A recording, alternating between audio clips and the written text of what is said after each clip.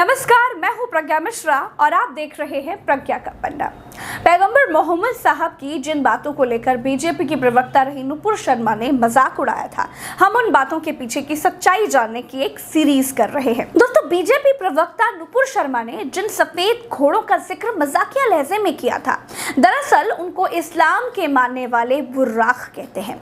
इस्लाम धर्म में बुर्राक को घोड़े से छोटा और खच्चर से थोड़ा बड़ा एक ऐसा जीव बताया गया है जो चमत्कारी था, जो बिजली की रफ्तार से उड़ सकता था, जिस पर बैठकर मोहम्मद साहब ने इसरा और मेराज की यात्राएं की थी।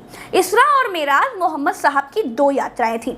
लोगों ने इसे आमतौर पर मेराज नाम से ही याद कर लिया। इसरा कहते हैं रात के एक भाग को। इसरा की कहानी यह है कि बुराक पर बैठकर मोहम्मद साहब ने मक्का की मस्जिद और फिलिस्तीन की मस्जिद अक्सा तक की 40 दिन की यात्राएं मात्र रात के एक हिस्से में ही कर ली थी। यात्रा के इस पार्ट को इस्लाम में इसरा कहा गया। तो पैगंबर मोहम्मद साहब के बारे में बहुत शॉर्ट कुछ और चीज़ें मैंने रिसर्च करके निकाली है, वो भी जान लीजिए। दोस्तों, पैगंबर मोहम्मद साहब का जन्म अरब के रेगिस्तान के शहर मक्का में 570 ईस्वी में हुआ था। पैगंबर साहब के जन्म से पहले ही उनके पिता का निधन हो चुका था। जब वो 6 साल के थे तो उनकी माता की भी मृत्यु हो गई थी। माँ के निधन के बाद पैगंबर मोहम्मद साहब अपने चाचा अबू तालिब और दादा अबू मुतालिब के साथ रहने लगे। इनके पिता का नाम हजरत अब्दुल्ला और माता का नाम हजरत बीबी आमिना था। पैगंबर मोहम्मद की पत्नी हजरत आयशा के मुताबिक पैगंबर मोहम्मद घर के कामों में भी मदद करते थे। घर के काम करने के बाद वो प्रार्थना के लिए बाहर जाते थे। कहा जाता है कि वो बकरियों का दूध भी धोते थे और अपने कपड़े खुद ही धुलते थे। पैगंबर मोहम्मद साहब मूर्ति पूजा या किसी भी चित्र की पूजा के खिलाफ थे। यही वजह है कि उनकी कहीं भी कोई तस्वीर या मूर्ति नहीं मिलती है। इस्लाम में मूर्ति पूजा की मनाही है।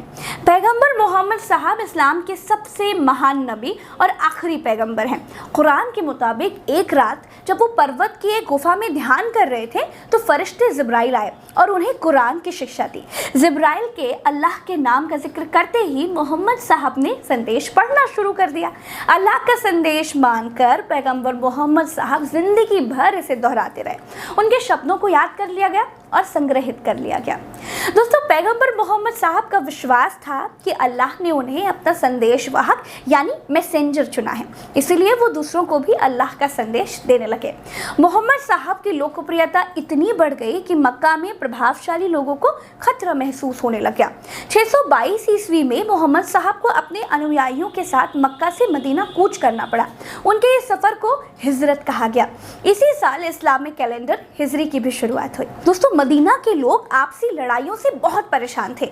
मोहम्मद साहब के संदेशों ने उन्हें वहां पर बहुत लोकप्रिय बना दिया। कुछ ही सालों में पैगंबर मोहम्मद साहब के बड़ी संख्या में अनुयायी हो चुके थे और तब उन्होंने मक्का लौटकर विजय हासिल की। मक्का में स्थित काबा को इस्लाम का पवित्र स्थल घोषित किया गया। 632 ईस्वी में हजरत मोहम्मद साहब का देहांत हो गया, पर उनकी मृत्यु तक लगभग पूरा अरब इस्लाम कबूल कर चुका था। तो ये थी पैगंबर मोहम्मद साहब से जुड़ी कुछ बातें। वक्त की मांग थी कि इन बातों को समाज के सामने बिल्कुल आसान भाषा में रखा जाए।